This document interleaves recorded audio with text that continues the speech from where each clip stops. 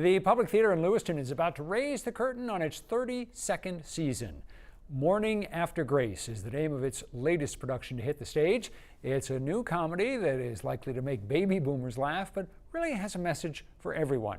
Sam sat down with the cast members who had only 2 weeks to prepare ahead of opening night. Morning After Grace is being called a hilarious and heartfelt comedy for baby boomers. So why is that? Is it the characters? Is it the one-liners? Is it the story itself? Why is this play so funny, and why are the boomers going to love it, especially? I think it has to do with our ages, absolutely, and where we are all at. And that's shocking. Yeah.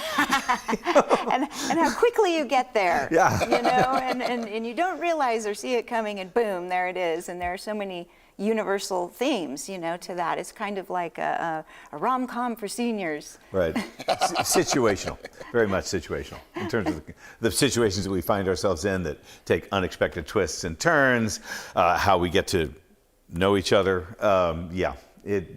That would be most of the comedy, I think. I should mention that every single cast member here, you guys have all performed on Broadway. Yes. At one point. Yes. So what is it like going from a stage like Broadway to a more intimate kind of setting like this one? Well, I think that, especially with a play like this kind of play fits so well in a smaller and intimate setting. It might get swallowed up if it were in a 1,500-seat house. It's nice to be able to do it because you can be a little simpler, a little more truthful. You don't have to reach out quite as far. It's a really great venue for a play like this. Absolutely, yeah. It really is. And the work is the same. That's the thing, is, you know, we're here to do our work and to find all the great, exciting bits in it and to mine it out. And so, but Kurt's right about the space for this type of, it's intimate, but it's also far-reaching, you know? It's one of the themes of this play is about how, as we age, there's a certain sense of invisibleness that happens. You have not got there yet. That's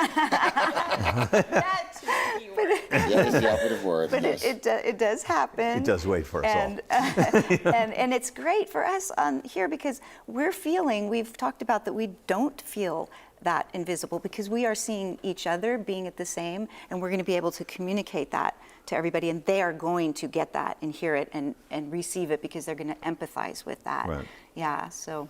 And the walks are a lot prettier in Maine. Much prettier. Than in New York City. But the work is all the same. The work is the same. Yeah. How do you remember all your lines? And you only have, you know, this much time to get it all down. How do you do it? We pound a lot outside of rehearsal to try to get them. And then once you know what you're doing, the line usually comes out of that. But it is a trick. Yeah, just running it, Yeah. running it, Over saying it and out over loud, and over and over and over and over again. Yeah. Yeah. And of course, you're assuming that we do. We do. We do. According to the write-up about Morning After Grace, the show proves getting older doesn't mean the end of living, loving, or learning. And as much as baby boomers can relate to that, it sounds like a lesson really all of us can learn from. Without a doubt. Without a doubt. Well, I think we're always all learning still, you know, and the other thing that this play does, I think, which is nice, is, you know, we may all be of a certain age in the play, but none of us think we're the ages that we are because, Correct. you know, I have one line in the play, you know, when I pass my reflection, I wonder, who is that old guy? I don't, and that, I relate to that every single time I wake up in the morning.